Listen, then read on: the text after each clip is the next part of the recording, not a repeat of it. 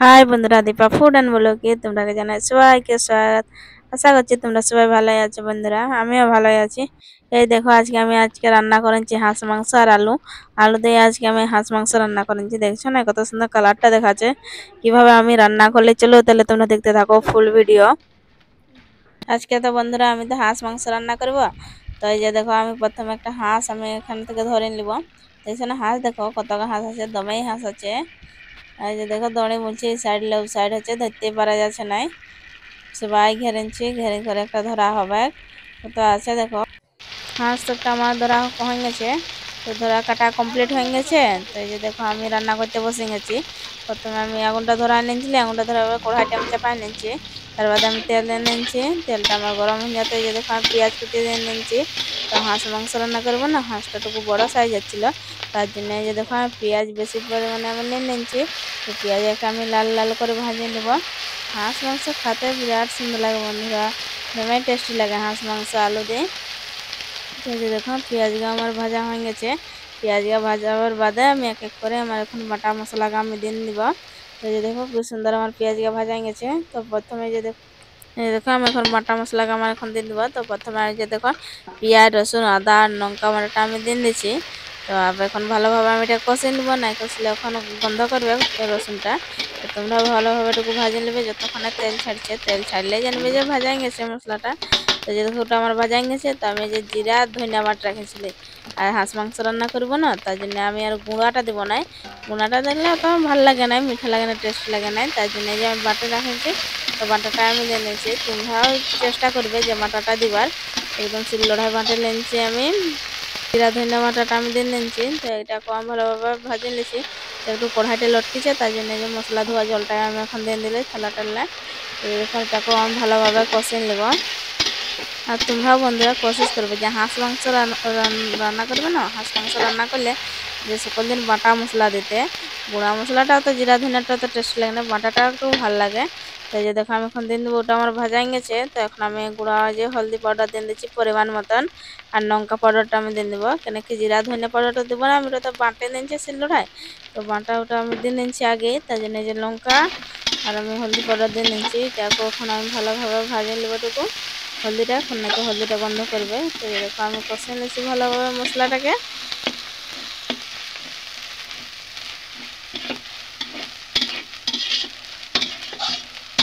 আপনারাও এইভাবে ভালোভাবে কষে নেবে মশলাটাকে। যত ভালো করে কষবে মশলাটাকে, অত সুন্দর লাগবে হাঁস মাংসটা খেতে, অত টেস্ট লাগবে। তো দেখো, আমি এখন থেকে জল দিন দিলে লোট কেটেছিল কড়াইটাতে।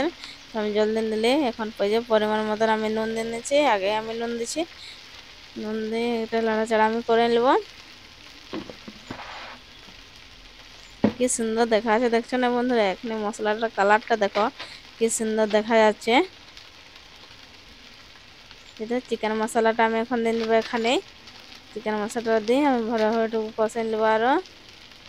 দেখুন, ফাড়াই নেওয়ার বাদে এখানে আমি দিয়ে দিয়েছি চিকেন মশলাটা। চিকেন মশলাটা দিয়ে নাড়াচাড়া আমি করে নেবো।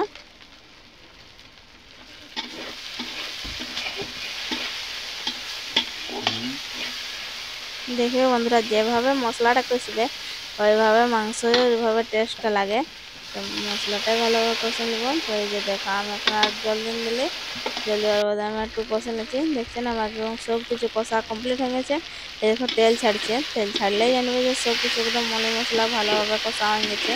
এই যে আমার এখন তেল ছাড়ছে, তেল ছেড়ে এখন আমি এখন দিয়ে দেবো এখানে মাংসটা। আমার একদম কষা কমপ্লিট হয়ে গেছে। কি সুন্দর দেখা যাচ্ছে দেখো বন্ধুরা, কালারটা দেখো কত সুন্দর আসছে। এই দেখো, হাঁস মাংস একদম কাটা দেওয়া কমপ্লিট হয়ে গেছিলো। তো যদি আমি এখন এখানে হাঁস মাংসটা আমি দিয়ে নিচ্ছি। মাংসটা দিয়ে আমি ভালোভাবে এটাকে কষে নেবো লাড়াচাড়া করে। বিনা ঢাকনা দিয়ে আমি এটাকে লাড়াচাড়া করে আমি ভাজে নেবো। মাংস কষবার সময় ঢাকনা দেবে না, ঢাকনা দিলে তো ভালো লাগে না মাংসটা। তো এইভাবে বিনা ঢাকনা দিয়ে একদম আঁচটা তো বেশি দেবে না, চামচ একদম লাড়াচাড়া করে ভালোভাবে ভাজে নেবো মাংসটা। এটা খেতে একদম টেস্টটা একদম আলাদা লাগে। দেখুন, আমার কষা একদম পুরো হয়ে গেছে। তো এখানে আমি আলু কাটে রেখেছিলি, আগে কাটিয়ে ধুয়ে রেখেছিলি। তো এখানে দেখো, আমি দিন দিলে আলু গায়ে দিন দিলে আর ভালোভাবে এখন কষে নেবো গাকু। দেখছো না ছাগলকে দেখো কত বড় বড় হয়েছে। দুটো ছাগল আছে ফুল গাছের তলায়, যে দেখো বাঁধা আছে। এত জবা ফুল আমরা বলে, তোমরা কি বলে একটু কমেন্টে জানাবে। সাদা রঙের জবা গাছ, দু সাইডে দুটো আছে। কি সুন্দর দেখা যায় বন্ধুরা, বলো না, যখন ফুল ফুটে গাছ গায়ে। এই দেখো ফুল ফুটেছে, এই যে দেখো হয়ে গেছে একদম কষা, একদম ভালোভাবে আমি কষে নিয়েছি। দেখছি না কত সুন্দর দেখা আছে। মাংস আর আলু, হাঁস মাংস আর আলু এই যে আমি কষে নিয়েছি ভালোভাবে। দেখছেন এখন তেল ছাড়ছে। দেখো আমরা ভালোভাবে লাড়াচাড়া করে নিয়েছি, লাড়াচাড়া করে একদম ভাজে নিয়েছি ভালোভাবে, সব কিছু কষে নিয়েছি। আলুকে আর হাঁস মাংসকে একদম কষে নিয়েছি, জোর করে কষে নিয়েছি।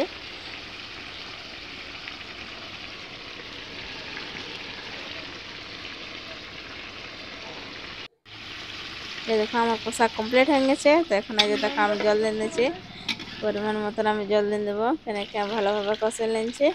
অত বেশি আমি জল দেবো না, মাখা মাখা নাম খাবো। তো দেখো আমি জল দিয়ে নিয়েছি, লাড়াচাড়া করে দেখছি যে আর কতটা জল লাগবে কি নাই লাগবে। তো দেখছি যে ঠিকই আছে, আর বেশি যে আমার জল লাগবে কি নাই। এটা ফুটলে আমি নামকাই নেবো।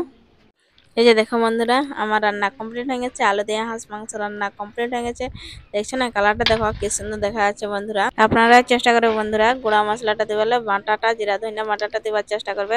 হাঁস মাংস রান্নাটা খেতে আরো দ্বিগুণ বেড়ে যাবে টেস্টটা।